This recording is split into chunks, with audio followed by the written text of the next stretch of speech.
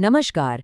अगर आप भी एसिडिटी, गैस और पेट फूलने की समस्या से परेशान हैं, तो आज हम इसका एक परमानेंट सॉल्यूशन समझने वाले हैं, वो भी डॉक्टर की तरह, बिल्कुल आसान भाषा में। देखिए, रोज रोज एसिडिटी होना, छाती में जलन, गैस बनना, पेट का फूल जाना, ये सब ना नॉर्मल नहीं है। बहुत से लोगों को लगता है कि भाई मसालेदार खाना खा लिया इसलिए हो गया, पर असल कहानी ना इससे कहीं ज्यादा गहरी है। तो चलिए आज इस प्रॉब्लम की असली जड़ तक पहुंचते हैं। और यकीन मानिए, असली वजह वो नहीं है जो ज्यादातर लोग सोचते हैं। तो एसिडिटी का जो मेन कारण है ना, वो है एसिड रिफ्लक्स। अब ये क्या है?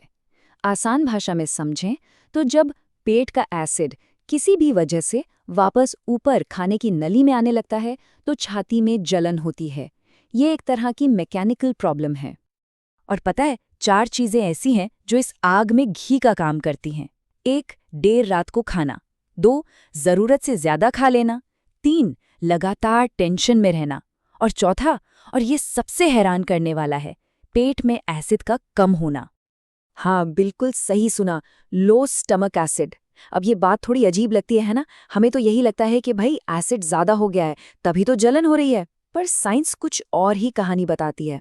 होता क्या है, जब पेट में एसिड कम होता है तो खाना ठीक से पचता ही नहीं है। वो घंटों तक पेट में पड़ा रहता है, सड़ता है और उससे बनती है गैस। और फिर यही गैस पेट में प्रेशर बनाती है और जो थोड़ा बहुत एसिड होता है ना, उसे ऊपर खाने की नली की तरफ धकेल देती है। और इसी गलतफहमी में हम सबसे बड़ी गलती कर बैठते हैं। जैसे ही जलन हुई, फट से एक एंटासिड ले ली। ये आपको थोड़ी देर के लिए आराम तो दे देता है, पर लॉन्ग टर्म में ये प्रॉब्लम को और भी ज्यादा बिगाड़ देता है। जरा इस साइकिल को समझिए, ये बहुत जरूरी है। शॉर्ट टर्म में क्या होता है, एंटासिड पेट में जाकर एसिड को न्यूट्रलाइज कर देता है और आपको तुरंत आराम मिल जाता है। लेकिन लॉन्ग टर्म में यह आपके पेट के जरूरी एसिड को और भी कम कर देता है। इससे क्या होगा, आपका डाइजेशन और भी ज्यादा कमजोर हो जाएगा और नतीजा ये होता है कि जो असली प्रॉब्लम है वो वक्त के साथ और भी ज्यादा खराब होती चली जाती है।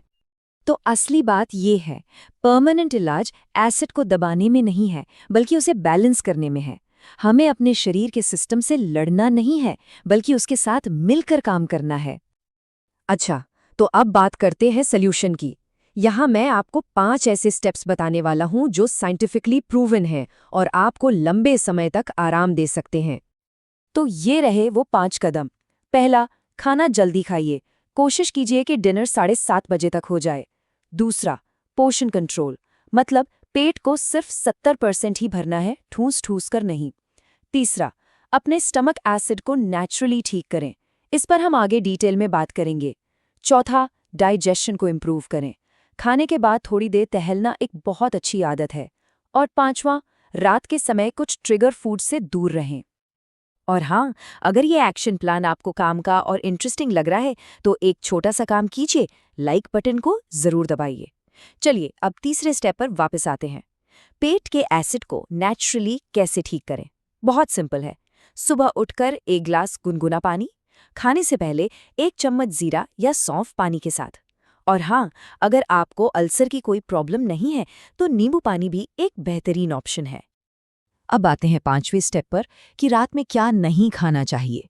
देखिए, 4 चीज़ों से तो बिल्कुल परहेज करना है।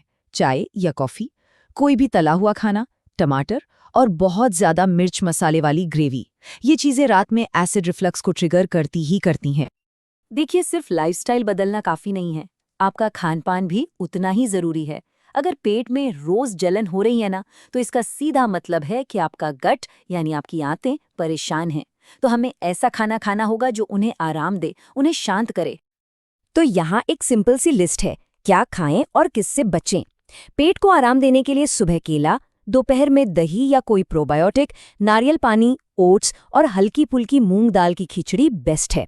और जिनसे दूर रहना है वो है रात में चाय कॉफ़ी, तला भुना खाना, टमाटर और बहुत ज़्यादा मसालेदार चीज़ें।